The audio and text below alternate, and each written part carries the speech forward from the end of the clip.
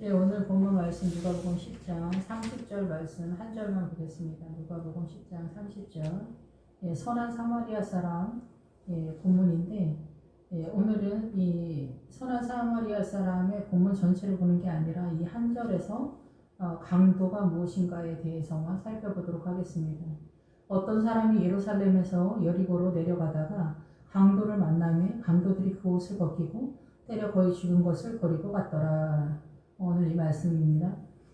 이 선한 사마리아 사람이 나올 때 여기에서 예루살렘에서 여리고로 내려가다가 추락했다라는 거죠. 예루살렘이 훨씬 더 하나님의 나라를 전체적으로 이해한 것에 있어서 계시록에서도 새 예루살렘이 등장하는 것처럼 예루살렘이 하나님의 백성으로서 전반적인 것들의 어떤 수준의 최고 지점을 말한다 이렇게 볼 수가 있습니다.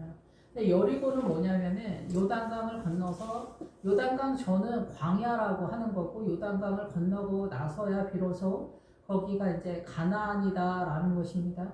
그래서 가나안의 영적인 흐름은 이 광야의 흐름과 전혀 딴판이죠. 그래서 이 요단강을 건너고 나서 길갈에서 출발하지만 실제적으로는 여리고의 전쟁에서 이 가나안의 본격적인 전쟁의 기초를 다진다 이렇게 볼 수가 있습니다. 그런데 이 여리고에서 출발해서 이제 예루살렘으로 올라가게 되는 것인데 이 다윗도 헤브론에서 왕이 되고 7년이 지난 다음에 예루살렘으로 올라갑니다. 이게 단순히 거주지를 이동하거나 대한민국의 역사관으로 보면은 개성이나 서울을 옮긴다 이런 측면이 아니라 믿음의 전체적인 지점이 상승되어지는 자라남, 성장, 구도를 잡는다 이런 거죠. 예, 그래서 이 크리스천들 이스라엘과 그 크리스천 성도들은 새 예루살렘을 목적하는 거예요. 그래서 구약적으로 목적했던 예루살렘이 신약에서는 새 예루살렘성. 예, 그래서 새 예루살렘성이 그리스도 신부의 믿음을 선언하고 있습니다. 예, 새 예루살렘성이 어린 양의 성전이지만 그 어린 양의 성전을 닮아가는 신부들이 거주하는 곳을 새 예루살렘성이라고 하는 거예요. 예, 그래서 그 부분은 이제 계시록에서 다시 말씀을 드리겠지만 여기에서는 오늘 여리고로 내려가는데 그러기 위해서 왜 강도를 만나냐는 거예요. 강도를 만났을 때 강도들이 그 옷을 벗기고 때려서 거의 죽는 것을 버리고 갔더라. 예, 우리는 예수 그리스도의 옷을 입어야 되는데 여기서 옷을 벗겼다. 그래서 계시록에 보면은 피 묻은 옷이 곧 말씀이다 이렇게 선언하고 있어요. 그래서 신약에 이 예수 그리스도의 성령의 법으로 이 성경을 보게 되면은 창세기서부터 계시록까지 다 말씀이 되는 거고 피 묻은 옷이 되는 건데 이 성경 말씀을 성령님과 함께하지 않고 인간의 이성적 사고로 성경을 보면은 율법적 사고관이 되는 거예요. 구약이나 신약이나. 그래서 율법적 사고관은 성령님이 함께하지 않을 때 하나님 나라의 영을 따라서 성경을 보지 않고 내 말짱한 정신으로 성경을 보면은 구약이나 신약이나 율법적이다라는 거고 구약이나 신약이나 성령님과 함께하면은 신약이 되는 거고 말씀이 되는 그런 구도다라는 거예요. 그래서 오늘 이 말씀에서는 이 강도가 뭐냐는 거죠. 강도. 이 옷을 벗기고 때려서 거의 죽는 것을 버리고 갔더라. 그래서 여기서 강도들이 옷을 벗겼다라는 것은 뭐냐면은 예루살렘에서 내려온 것을 전제했을 때 이 사람은 예수 그리스도의 옷을 입었다 이렇게 이해를 할 수가 있겠죠. 추락하는 구도를 잡고 있기 때문에 그래서 강도를 만나는 구도인 거죠. 그래서 옷을 벗겼다는 것은 예수 그리스도에 의한 피 묻은 옷, 예, 근본적으로 정상적인 하나님의 나라의 말씀이 체질화된 그 하나님의 말씀의 옷을 벗김을 당했다는 거죠. 이것이 출발선상에서는 선악과 즉 사단의 옷을 입었다 이렇게 볼 수가 있어요. 그래서 옷은 피 묻은 옷은 곧 말씀이다라는 것들을 기억을 하시고 이 강도가 뭐냐는 거예요. 강도는 강도의 뜻이 뭐냐면은 강도가 무엇을 추구하냐면은 우리가 인간 나라에서 살아가는 데에서 강도는 뭐냐면은 남자가 여자를 강간하는 것도 강도라고 볼 수가 있겠죠. 이게 성적으로. 그렇지만 기본적으로는 돈을 훔쳐가는 그런 강도의 의미를 가지고 있지만은 성경에서는 혁명가라는 뜻을 가지고 있어요. 혁명가. 그러면은 강도가 혁명가라고 하면은 이 혁명가가 무엇을 추구하고 있는지 벌써 느낌이 오죠. 그래서 이 혁명가는 우리가 받아들이는 차원에서 사상과 이념을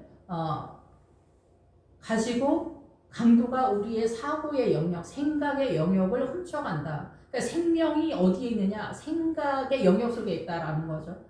예, 그래서 이 강도는 우리의 사고, 생각의 영역을 훔쳐가려고 한다. 이것을 계시록에서 뭐라고 하냐? 여러분들이 잘 들으셔야 돼요. 이 강도가 뭔지, 또 물이 뭔지, 이런 전반적인 말씀이 뭔지, 그리스도의 옷이 뭔지, 이러한 것들을 여러분들이 전체적으로 이해를 해야만 이 성경을 이해할 수 있다. 이렇게 볼 수가 있습니다. 그래서 아까 말씀드린 대로 말씀 곧 피 묻은 옷이 곧 말씀이다 그랬잖아. 말씀. 그래서 피 묻은 옷이 말씀인데 그것을 성령님에 따라서 여러분이 보는 눈을 가지고 있게 된다면 성령님을 따라 인도함을 여러분이 받고 있다면 피 묻은 옷이 될 수 있겠지만 여러분들이 영을 따라가지 않고 이성적 정신으로만 성경을 보게 되면은 여러분은 율법적으로만 성경을 보기 때문에 이 성경이 피 묻은 옷이 되지 못하고 여러분은 속죄의 은혜 속으로 진입이 불가합니다. 예, 왜냐하면은 성경은 하나님의 나라를 증언하는 이가 셋이 있다라고 이렇게 말씀하시죠. 요한일서에.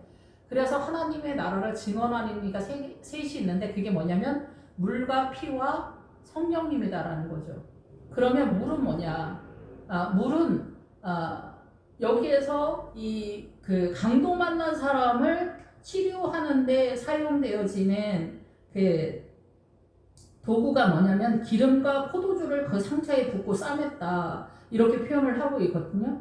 그러면 여기서 주체적으로 회복과 그 속죄의 은혜로 하나님의 나라로 끌고 가는 주된 세력은 기름과 포도주다라고 선언할 수가 있겠죠. 그런데 하나님의 나라를 증언하는 이가 셋이 있는데 거기는 물과 피와 성령님이라는 거예요. 그럼 여기서 기름이 성령님을 예표하고 있기 때문에 그 기름과 포도주는 여기서 등장하는데 왜 물은 표현하지 않느냐? 근데 여러분이 물을 이해를 해야만 속죄, 포도주로 넘어가는 거고 그 속량의 피인 포도주를 넘어서 성령님으로 진입이 돼야 이 속죄의 은혜가 포도주와 속죄의 은혜가 이 성령님과 함께 하나와 같이 움직이면서 본격적인 속량의 은혜에 진입이 되는 거예요. 그럼 물은 뭐냐면 베이스예요, 베이스. 그러면 이 물이 뭔지를 알아야 되겠죠. 예, 그런데 우리가 이제 그 출애굽기를 할 때 물이 없어서 광야에서 반석에서 어쩌고 저쩌고 이렇게 나오잖아요. 그런데 여기에서 물이랑 선한 그 창세기에서 나오는 우물이 다 같은 개념인데 물은 이렇게 나올 때는 물이 생명수를 말해요. 하나님의 나라의 물의 개념인 거죠. 우물은 내가 확보한 신앙관을 얘기하는 거예요. 믿음의 자산을 얘기하는 거예요. 그래서 아브라함에서는 아브라함과 이삭과 야곱에게 우물이 등장하는 게 뭐냐면 믿음의 자산을 확보했다라는 거예요. 그래서 이삭이 그 우물을 확보하는 전쟁에 대해서 이야기하는 거죠. 그래서 블레셋 사람이랑 싸우는 게 뭐냐면 블레셋 사람들은 흙에서 뒹굴다 이런 뜻이에요.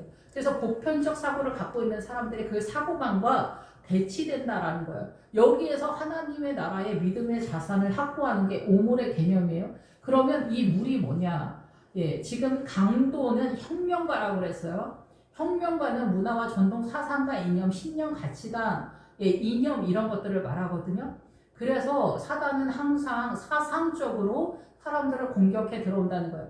보편적 사람들의 문화와 전통 속에 관습 속에 흘러가는 이 사고관도 사단의 공급 속에서 이게 관습으로 자리를 이미 잡고 있지만 훨씬 더 고급한 사상과 이념 속에서도 우리를 공격하는 것이 문화와 전통, 사상과 이념이에요. 그것이 바로 강도다라는 뜻입니다.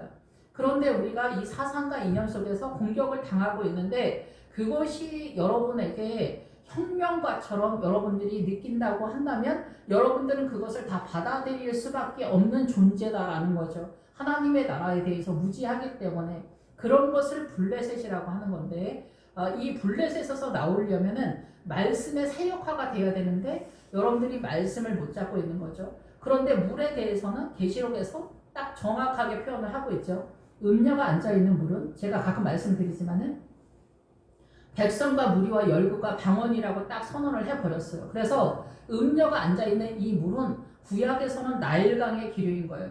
나일강의 기류에서 이 열지양에서 벌써 물이 등장하는데 거기에 피가 나오잖아요.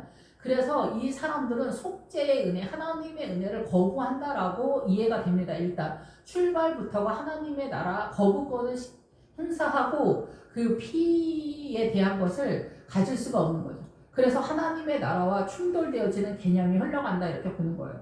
예, 그래서 이 음녀가 앉아있는 물은 사람들과 백성과 무리와 열국과 방언, 사람들의 단위가 커지잖아요. 예, 백성과 무리와 열국과 방언. 그러니까 이 사람들이 떠들어대는 말이다라는 거죠. 사람들이 떠들어대는 이 말. 그래서 사람들이 떠들어대는 이 말이 음녀의 물이다라는 거. 음녀가 앉아있는 물. 그래서 이 물이 뭐냐면은 구체적으로 이 물을 또다시 설명하는, 제가 지금 이거를 강도를 설명하고 물을 설명하고 말씀을 설명하고 있잖아요. 예, 그리고 포도주를 설명하고 성령님이 하는데 이게 전체적으로 하나의 원과 같이 돌아가고 있는 그런 상황이다라는 거예요. 그러면은 이 물이 음녀가 앉아있는 물이 나일강의 길이고 사단의 물인데 이것이 그 여호수아에서 다시 한번 정확하게 선언을 하고 있습니다. 그래서 여호수아에서는 여러분이 익히 조금 알고 있는 게 뭐냐면 가나안의 7 족속이 있다는 건 여러분 알고 계시죠? 가나안의 7 족속이 여호수아에서 등장합니다. 그럼 거기에서 아모리 족속이 등장합니다. 아모리 족속이 말하다라는 뜻이에요. 말하다. 그러면 아모리 족속이 말의 개념이면 성경은 뭐예요? 말씀이 육신이 되어 이 땅에 오셨다. 주님이 말씀으로 등장하게 되죠. 그럼 말씀이 육신이 되어서 사람의 형상으로 이 땅에 오셨다는 건데 말씀이, 그래서 주님이 말이다라는 뜻이냐? 그게 아니라 주님의 실체를 말로써 표현한다는 거예요. 그래서 주님을 성경이 창세기서부터 계시록까지 설명을 하고 있다라는 거죠. 그런데 그 설명을 우리는 율법이라고 하고 구약에서는 신약에서는 말씀이라고 하는 거예요. 근데 성령님께서 같이 등장하게 되면은 구약도 말씀이 되는 거예요. 예수님을 가리키는 것으로서 신약은 예수님의 본체로서 설명을 하고 있는 거죠. 그래서 말씀이 육신이 되어 왔을 때 이것이 이제 말씀이 되는 거고 성경이 되는 거고 하나님의 나라 쪽에서 물의 개념이 되고 우물의 개념이 되는 거예요. 그런데 사단 나라에서는 강도의 개념이 되고 이 강도의 개념이 사단 나라에서 혁명가의 세력으로 우리에게 다가오는 그런 거예요. 나일강의 개념, 음녀의 물, 이런 것들이 다 사단 쪽에서 움직이는 물의 개념 패턴이고 주님의 나라의 물의 패턴은 말씀인 거예요. 기본적으로는 말씀. 예, 그래서 그런데 사단 나라의 물은 음녀가 앉아있는 물, 사람들이 보통 백성과 무리와 열국과 방언, 사람들이 떠들어대는 말들이 다 사단 나라의 물인 거예요. 나일강, 이게 사망의 물줄기인 거예요. 양쪽을 나눠 놓으면 아시겠죠? 그래서 이쪽에서 우리가 쓰는 그 대한민국 역사관 속에서 대한민국의 문화와 전통, 사상과 이념, 신념, 가치가 남존 여비 뭐 이런 것도 다 이쪽이에요. 사단 나라예요. 사단 나라. 사단 나라의 물줄기예요. 그래서 제가 가끔 말씀드리지만 남존 여비가 사단 나라의 질서의 개념이기 때문에 바울이 내 남편에게 복종해라 하면서 내 남편이 몸의 구주다 이렇게 선언하는 거예요. 사단 나라의 개념에서 우리가 살고 있는 이 대한민국이 사단 나라예요. 대한민국이 사단 나라예요. 아시겠죠? 그러면 사단 나라의 문화와 전통, 사상과 이념이 음녀가 앉아있는 물인데 남존 여비를 설명하게 되면은 이게 몸의 구주다는 거예요. 남편이. 그럼 이 몸이 뭐예요? 육체라는 뜻이잖아요. 그러니까 대한민국에 살아가는 이 사단 나라의 개념에서는 남편이 몸의 법에서 사단 나라의 법에서 육체의 주인이다 이런 뜻입니다. 그러면 하나님의 나라에서는 그게 옳으냐 이런 거죠. 그게 아니다라는 거겠죠. 당연히 여자 남자를 주종으로 하는 보편적 가치관에서 우리는 사단 나라의 이 법과 질서의 개념 속에서 가고 있다라는 거예요. 그러면 평등의 개념이냐? 이것도 아니거든요. 여기에서는 여자 남자 얘기를 하는 게 아니라 이렇게 우리가 사단 나라의 문화와 전통 속에서 나일강의 기로 음녀가 앉아있는 물, 이런 일반적 보편적 사고관조차도 이렇게 흘러가고 있다라는 거고, 고급한 사단의 이 강도의 혁명가적 개념으로서는 민주당, 사회주의 이런 것들이 사상과 이념 속에서 우리를 공격하는 세력으로 들어온다라는 거죠.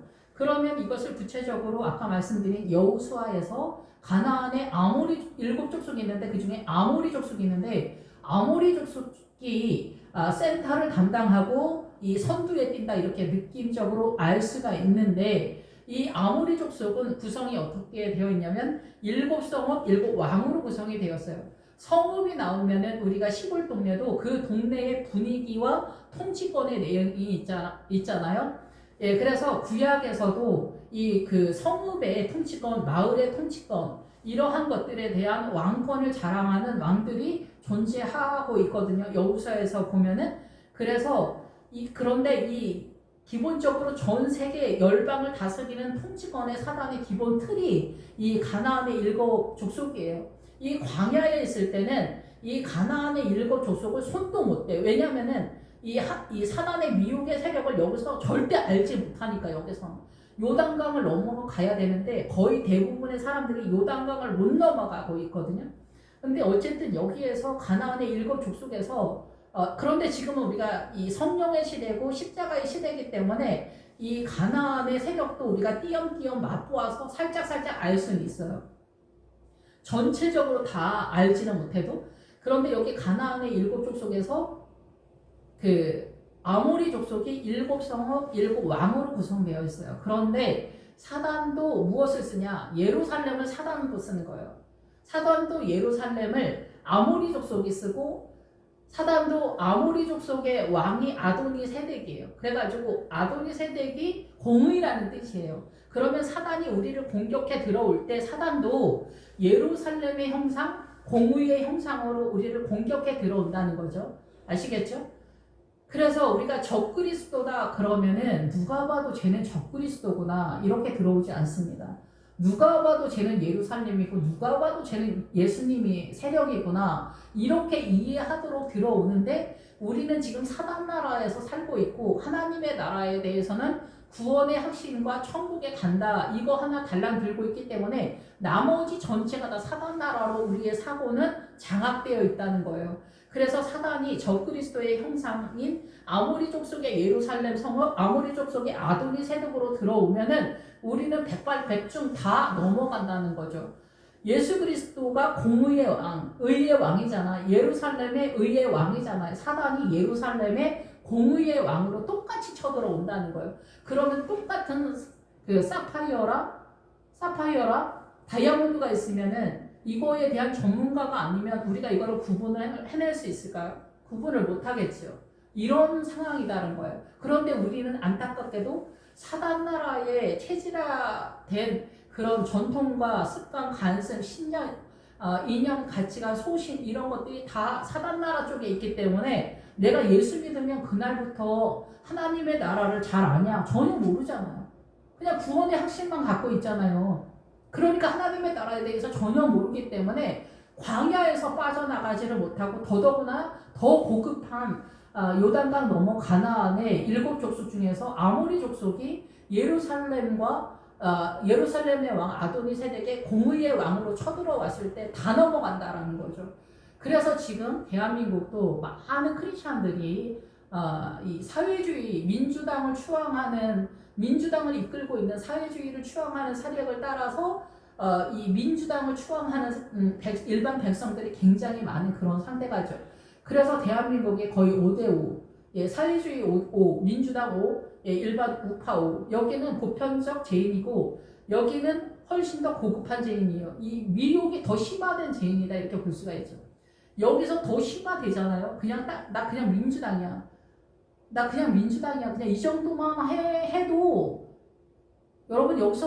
여러분 여기는 이렇게 되면 여러분이 자유에 못 넘어갑니다. 왜냐면 훨씬 더 이 위에서 장악을 하고 있는데 여기를 여러분이 추앙을 하고 있잖아. 여기가 사단이 쓰는 예루살렘에 이렇게 가는데 그래서 이 사회주의가 노동자 혁명을 깔고 사단의 물줄기잖아. 이게 사망의 물줄기인데 더 고급화하면은 우리가 이제 적그리스도가 등장한다고 본격적으로 나오는 그 프리메이슨의 고급한 최위의 하이 클래스에서 이 사회주의를 통해서 민주당이 추앙하는 사회주의를 통해서 위의 개념과 밑의 개념이 이 위아래로 쫙 가고 있는데 여러분들이 그거를 전혀 구분을 못하는 거죠.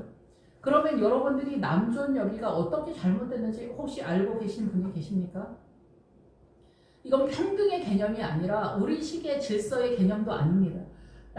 캐릭터가 다른 거예요. 남자의 캐릭터, 여자의 캐릭터인데 여자가 하와이기 때문에 생명의 물줄기를 여자가 갖고 있다라는 것입니다.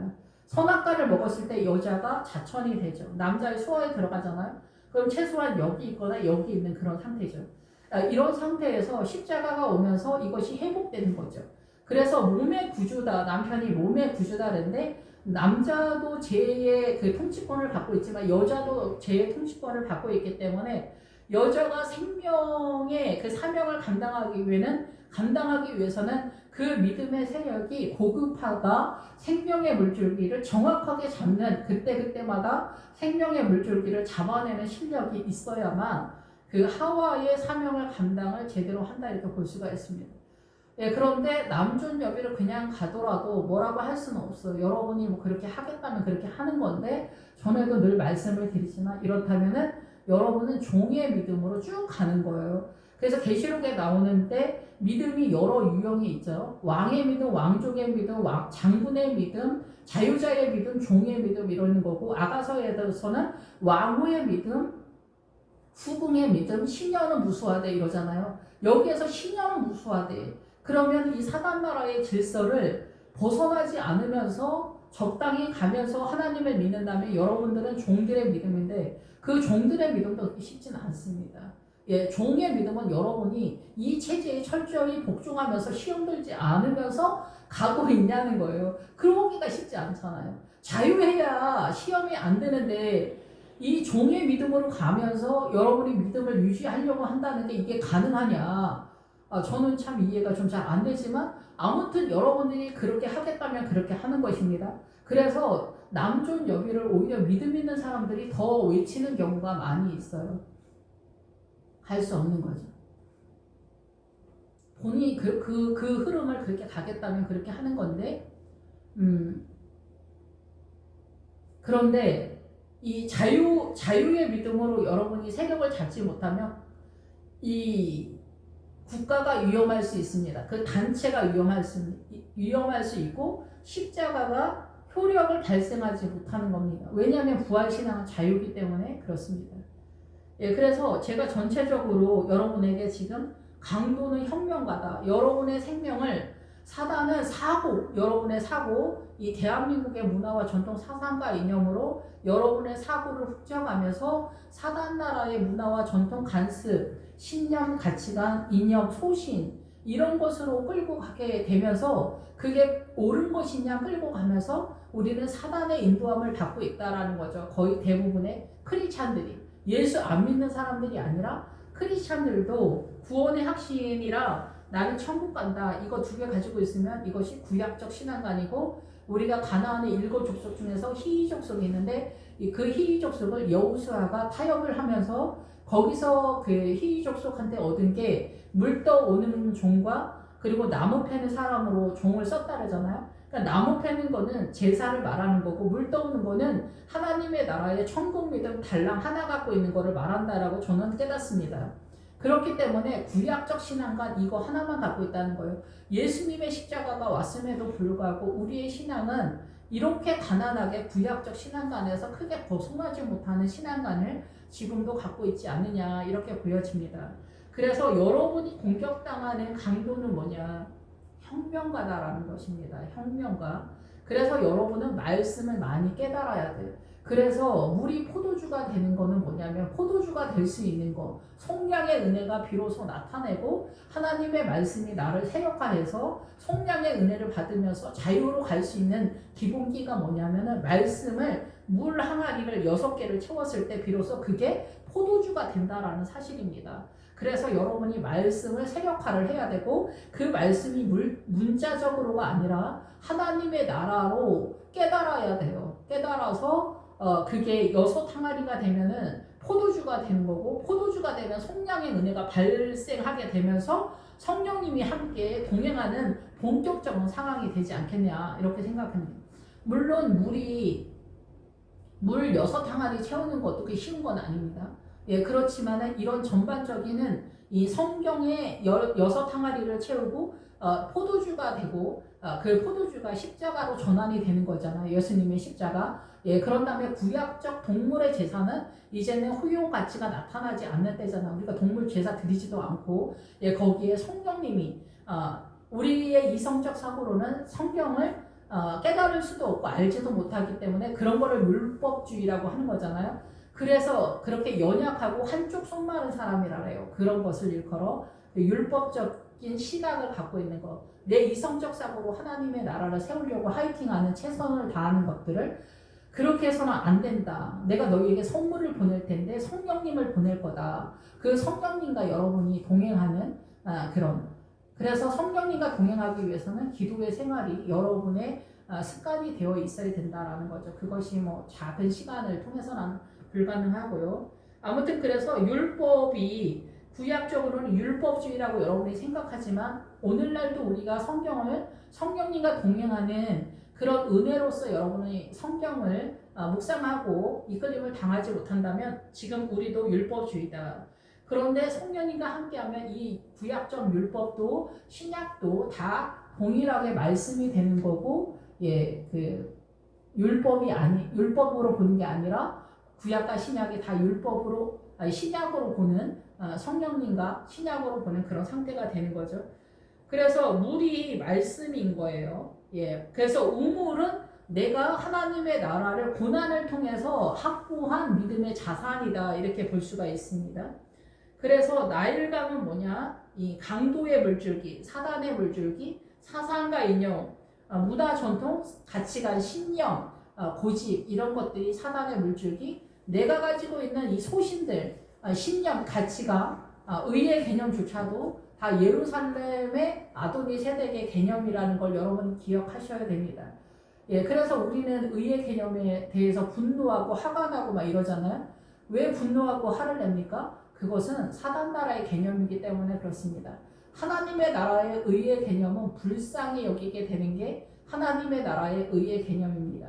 그래서 물과 피와 성령님, 예, 그래서 말씀이 성령의 은혜로 전환되어지는 시점을 피의 세력이라고 하는 거고 이것을 전체적으로 관할하시는 영이 계신 게 성령님이에요. 아무리 우리가 최선을 다하더라도 우리가 연약한 존재이기 때문에 성령님이 우리를 도와주지 않으면은 여러분이 십자가의 끝자락, 여러분이 십자가를 지지 않으면 여러분은 예수님을 믿는 에브라임의 믿음이에요. 구약적 믿음이죠. 예, 그런데 예수님을 믿고 여러분의 삶의 영역 전체에서 십자가를 진다면은 계속해서 부활을 향해서 가는 거죠. 그런데 십자가를 완결해야만 부활로 넘어가는 거잖아요. 예, 그래서 부활로 넘어가기 위해서는 반드시 십자가를 완결시켜야 됩니다. 예, 그러기 위해서는 하나님의 나라의 물의 개념, 피의 개념, 예, 그리고 성령님과 여러분이 항상 동행을 하셔야 됩니다. 피 묻은 옷이 곧 말씀이다. 예, 그래서 말씀이 그냥 말씀을 여러분 여섯 항아리를 채우지 않으면 그냥 말씀이고 물일 수도 있어요. 그런데 이게 점점 세력화가 되면은 피 묻은 옷으로 전환이 되는 거예요. 물이 변하여 포도주가 되는, 물이 변하여 어느 정도 확보를 해야 돼. 그래야 피 묻은 옷이 되면서 성령님의 은혜로 속량의 은혜를 받으면서 자유자의 그 부활로 넘어가는 궁극적인 부활로 넘어가는 십자가를 완결시키는 그 자리로 간다 이렇게 볼 수 있습니다.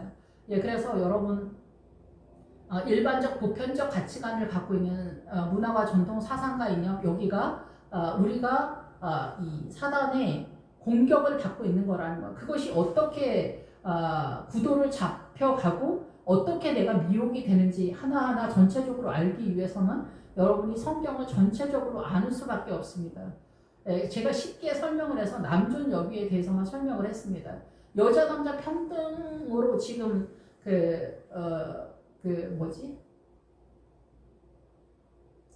동성애자들이 그런 얘기 많이 하잖아요. 평등이다. 여자 남자 평등이다. 그런데 하나님의 나라는 여자 남자의 평등의 개념이 아니에요. 그래서 아브라함이 아내를 자매라고 했잖아요. 근데 그 자매에 대해서 주님이 시비를 걸고 계속 들어오잖아요. 아브라함이 100세에 아내를 아내라고 말하는 게 무슨 의미인지, 그것은 생명의 관할에 대한 얘기를 하는 것입니다. 그 아내를 독자적으로 생명을 관할하는, 그런데 이 아내가 믿음이 없거나 믿음이 세력이 약하거나 그러면 예수를 안 믿는 사람이랑 방불하다, 동일하다 이렇게 볼 수밖에 없습니다. 믿음의 물줄기, 하나님의 나라의 생명의 물줄기를 가져오는 그 사명을 잘 관리를 할 때 비로소 진짜 성경이 말하는 그 구도를 이해할 수 있을 겁니다. 언젠가 제가 다시 기회가 되면 여자 남자 얘기는 조금 복잡하기 때문에 전체적인 성경의 전체적인 것들을 설명을 해야 되기 때문에 지금 이 시간은 강도가 뭔가 이거를 얘기하는 거예요. 그래서 그 여자 성도님들은 믿음이 남자들보다 훨씬 세야 합니다. 예. 남자를 세우는 사명이 하와이기 때문에 그렇습니다. 그러면 사단 나라의 질서의 개념에서 잔소리 개념이냐? 그거는 아닙니다. 예. 여자 말을 잘 들으면은 뭐 집안이 잘 된다 이런 개념이 아닙니다. 예. 훨씬 더 믿음 안에서 상상할 수 없는 생명의 세력에 대한 얘기이기 때문에 이거는 전체적으로 설명을 할 때 비로소 이해가 되지 않을까 이렇게 생각이 듭니다. 오늘은 강도가 무엇인가? 그래도 우리가 남존여비나 기타 다른 것도 다 마찬가지입니다. 그래서 남자가 세력화가 되면서 남자의 그 기운을 받으니까 시댁이 절대 권력을 휘두르는 그 세력으로 이 세력화가 되면서 권세를 휘두르는 그런 문화가 자리 잡는 것입니다. 그래서 우리가 살아가는 이 모든 문화가 사단의 물줄기고 남자가 대표성을 띈다. 이것은 사단 나라의 질서다라는 거죠. 그러면 이것을 하나님의 나라로 정확하게 이해하기 위해서는 여러분들이 믿음이 동원되지 않으면 안 된다라는 거예요. 그리고 여러분이 믿음이 동원되지 않았는데 남편한테 남자, 여자 평등하다라고 외친다면 남편이 말 같지도 않은 소리에 떠들지도 마 이렇게 할 거거든요. 그래서 안 통합니다. 예, 여러분이 주님과의 믿음의 세력을 잡아야만 합니다. 예, 여러분의 잔소리나 여러분이 뭐 고집이 세다고 이게 통하는 나라가 아닙니다. 이게 간단하지가 않습니다. 여러분도 잘 아시겠지만. 예, 그래서 여러분, 제가 지금까지 전체적으로 강도는 혁명가라는 뜻입니다. 그래서 예수님이 오른편 강도, 왼편 강도 있지 않습니까? 오른편 강도는 명예와 권위의 자리고 왼편 강도는 성공과 번영의 자리입니다. 그래서 오른편 강도, 왼편 강도 우리가 다 받아들이고 추앙하고 소망하고 간절하게 원하고 열망하는 세력이잖아요. 이게 오른편 강도, 왼편 강도예요. 예, 그래서 하나님의 나라도 오른편에 세력, 권위와 명예가 있고 왼편에 번영이 있지만 사단 나라에서 그렇다는 거예요. 사단 나라에서 명예와 권위의 자리 오른편 강도, 예, 성공과 번영의 왼편 강도, 사단 나라에서 이거를 여러분이 잡아야만 십자가의 죽음을 완결할 수가 있습니다. 그러니까 우리는 고난을 통해서 하나님의 나라의 그 세상에서 알 수 없는 길을 가는 거예요. 부활의 그 길은. 아시겠죠? 그러니까 이 길을 가는 것에 있어서 여러분이 고난이 쳐들어왔을 때 그 고난에서 하나님이 나에게 지금 무엇을 말씀하시고자 하느냐, 내가 무엇을 깨달아야 하느냐, 이러한 것들을 알아야 합니다. 그래서 우리는 이 세상에서 명예와 권위의 자리, 성공과 번영의 자리가 하나님의 나라 백성에게는 허락되지 않습니다. 율법은 하나님의 나라를 분배하다는 뜻이고 이 율법 토라는 여기에 가난의 지다가 있습니다. 예, 그래서 건강이든 자녀가 속을 썩이든 진짜 돈이 없든 외모가 진짜 뭐 장애를 갖고 있든 이런 어떠한 형성의 가난이라도 우리가 그것을 갖고 있을 때 하나님의 나라가 세력하는데 엄청난 그 일조를 한다 이렇게 볼 수가 있습니다. 그래서 고난받는 성도 여러분 힘을 내시고 부활의 그날을 위하여서 세상이 알지 못하는 그 고난의 한가운데서 주님이 주시는 이 십자가의 완결 속에서 우리에게 주시는 그 평안을 여러분이 경험할 수 있을 것이다. 자유를 경험할 수 있을 것이다. 이렇게 예상이 됩니다. 예, 그래서 여러분을 공격하는 것이 무엇인가? 여러분이 성경을 알지 못한다면 여러분은 사단의 미혹의 세력을 알지 못할 것입니다. 알지 못하면은 사단 나라의 아모리족 속의 적그리스도의 세력, 예루살렘과 아도니 세대의 공의의 왕, 사단의 평화의 터인 사단의 평화, 사단의 공의의 공격을 다 당할 겁니다. 그래서 그 WCC가 그러잖아요. 하나가 된 거잖아요. 사단 나라의 그 아모리족 속의 두 번째 성읍이 헤브론입니다. 그 헤브론이 WCC로 사단 나라로 공격당한 거죠. 그렇게 되는 것입니다.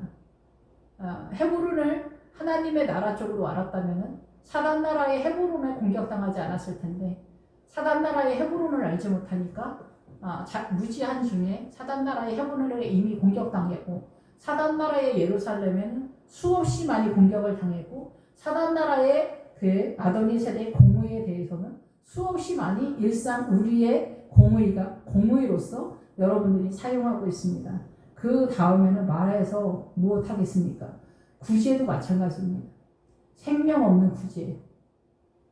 이런 것들도 다 에글론의 세력 속에서 나타납니다. 이 아모리족 속에 7 성읍 속에 들어가 있습니다. 생각의 영역, 아스다로, 헤스본, 생각의 영역과 부자가 되고 싶다. 이런 거 다 사단 나라의 공격입니다. 우리가 너무나 추앙하는 세력이죠. 이런 것들이 다 아모리족 속에 7 성읍 속에 있는 겁니다. 그 왕권을 자랑하는 공의와 그 생각의 영역, 부자가 되고 싶다. 폭풍 치는 한가운데에서 비로소 우리는 여기서 탈출을 할 수가 있습니다. 그래서 우리가 두렵죠. 그래서 십자가를 지지 않기 때문에 우리는 계속해서 공격당하고 있다는 것을 여러분들이 기억을 하시고 정말 주님을 따라간다라는 것은 여러분의 사고가 하나님의 나라로 어떻게 진입해야 되는가. 성경을 모르면 전혀 얘기가 되지 않습니다. 여러분들이 성경을 잘 아시기를 바랍니다. 문자적으로는 불가능합니다. 깨달으셔야 됩니다. 깨달은 것으로서의 물 항아리 6개를 채웠을 때 포도주로 넘어갑니다. 기도하겠습니다. 할렐루야. 주님 감사합니다. 늘 부족하고 연약하고 사단의 공격에 속수무책으로 당하고 있습니다. 우리는 연약한 자라서 알고 깨닫고 있는 것조차도 우리는 해결하지 못하고 사단한테 굉장히 많이 밀리고 있기 때문에 거짓말, 시기질투, 불평불만, 원망, 판단하고 정죄하는 세력 아주 쉬워 보이지만 늘 이러한 부분 속에서도 우리는 계속 밀리는 그런 상황입니다.